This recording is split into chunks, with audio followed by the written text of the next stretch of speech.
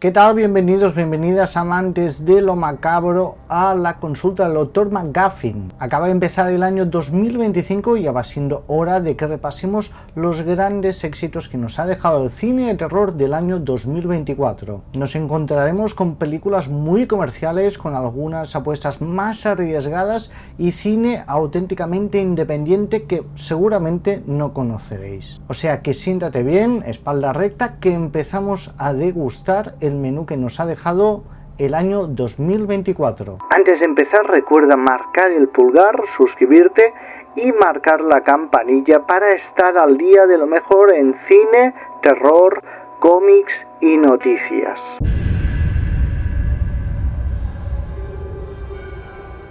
La que ha sido la gran sorpresa de finales de año ha sido, como no, La Sustancia, dirigida por una mujer con protagonismo femenino, absolutamente, que tenemos a una Demi Moore recuperada y que ha sido la gran sorpresa porque una película pequeña, independiente, pero que nos ha recordado a directores como David Cronenberg, que les gustaba un poco jugar y provocar, y esta película sin duda ha provocado, pero a pesar de eso parece que tiene bastantes opciones para los Oscars. Oz Perkins nos ha traído Longlegs, la que ha sido también una de las películas del año, sin muchas dudas.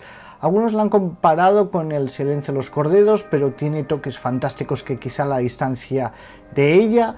Pero a la vez tenemos un malvado interpretado por el señor Nicolas Cage, que ha sorprendido a no pocos. Nicolas Cage últimamente hace películas que nunca te esperas ver. Un thriller policíaco, pero que a la vez tiene un toque fantástico que tanto nos gusta. Maxine, el fin de la trilogía del señor Ti West, que ha sido otra película con asesino en serie de fondo, y que seguimos con la historia de nuestra protagonista. Ya en esta tercera entrega ya ha llegado a Hollywood, intenta el salto al Hollywood más reputado, pero tendremos algunos inconvenientes por el camino.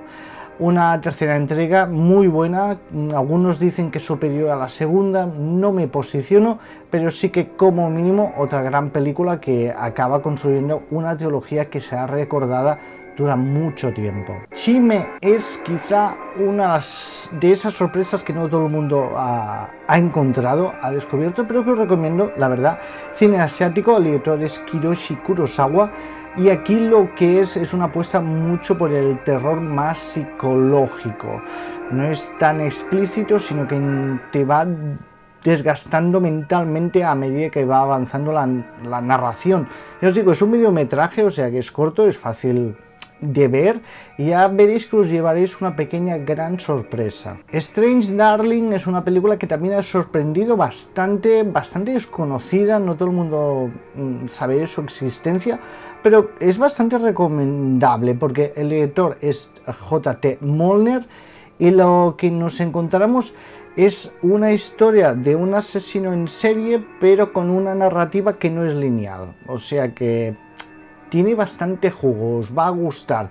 Si os gustan los thrillers, os va a gustar mucho, pero es que además ya os digo, una fotografía muy espléndida, y ya os digo, juega con el montaje y te hará estallar la cabeza. La primera profecía, que puedo decir de ella, que fue una de las primeras películas del año que realmente impactó, nadie daba un duro por ella, una precuela de la saga de la profecía, y que al final ha estado bien. No es de mis películas favoritas del año, quizá el hype le ha hecho un poco de daño, pero a pesar de eso tengo que decir que es un cine comercial, pero que se atreve con cosas no muy comerciales y que ha funcionado muy bien, y yo creo que Disney habrá quedado contenta con lo que ha conseguido, porque realmente un producto muy interesante y muy cuidado. Cuco, otra que quizá no conocéis y que también os recomiendo porque es bastante especial la película. Está ambientada en un hotel en medio de las montañas, y ahí se juntan distintos elementos como experimentos genéticos, o sea que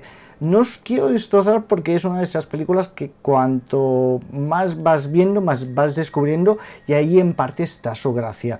Es muy loca, da mucho miedo, o sea que imprescindible en vuestro catálogo. El baño del diablo fue una de las grandes sensaciones de este Sitges, festival fantástico, ¿Y qué puedo decir? Pues cine histórico, cine basado en hechos reales. Es un true crime, lo que pasa es que no es un documental, sino que es una recreación de lo que ocurrió allí. Hay gente que le ha gustado mucho, hay gente que no le ha gustado nada.